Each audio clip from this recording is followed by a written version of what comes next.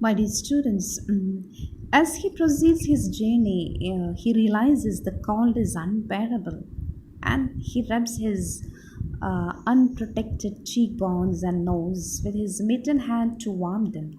Mittened hand means here the hands which is covered with the gloves. Automatically, we cannot cover the face and the nose. So he was trying to warm his cheekbones and nose with his hand. And he had only one companion, that was a native husky wolf dog who was quietly following him. And as he proceeds, he just spits out towards the ground. And what happens? The man's saliva freezes in mid-air before it reaches to the ground. So imagine what is the cold, the degree, what is already there. It's below zero. But this man pays no attention to such kind of atmosphere, and he is very confident. He's so quite sure that he's going to be in the camp near the Henderson Fork with the boys by 6 o'clock in the evening. That's for a hot supper, as he had planned. That was his plan before he starts his journey. He will be joining with his friends, some of the boys who will be there on the Henderson Fork. That is his expectation.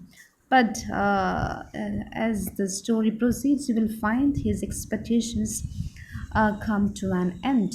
So, even see this man, as he was walking, he was chewing tobacco so that his mouth may have some exercise. And this man, automatically, he had a crystal beard of amber, which was created by the tobacco juice. And he is not unable to spit out because his lips are already held up together rigidly by this ice which is already formed, accumulated. So, such is the condition of the weather. But this man doesn't care for it. He is so audacious that he decides that he'll be reaching by 6 o'clock in the Henderson Fork. So, a little afternoon, the man takes out his lunch, what he had already packed up with him, and his exposed fingers go numb. He is not able to have lunch. He has to keep striking them against his leg, but the sting lasts only for a moment. The eyes formed around his mouth. It prevents him from biting into this biscuit which he had brought for his lunch, and his fingers and toes are completely numb. He had forgotten to build a fire. That was very necessary. And now he is a bit frightened and stamps up and down till the stinging feeling returns. So then he remembered the old timer, what he had warned him, that you should not travel in such places without a companion and in such degrees.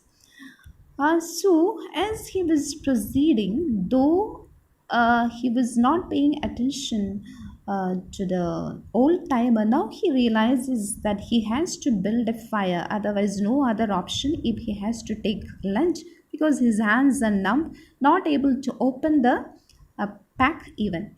So, then he tries to build the fire. He realizes that without that he cannot proceed. He takes out matches, gathers some twigs from near about, and starts fire. And what happens?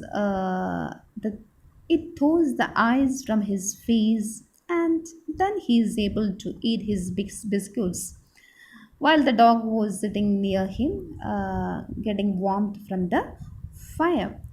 So, first time he was successful to build the fire. Then he laughs at the old timer's advice that he was wrong, because now this man was able to build the fire.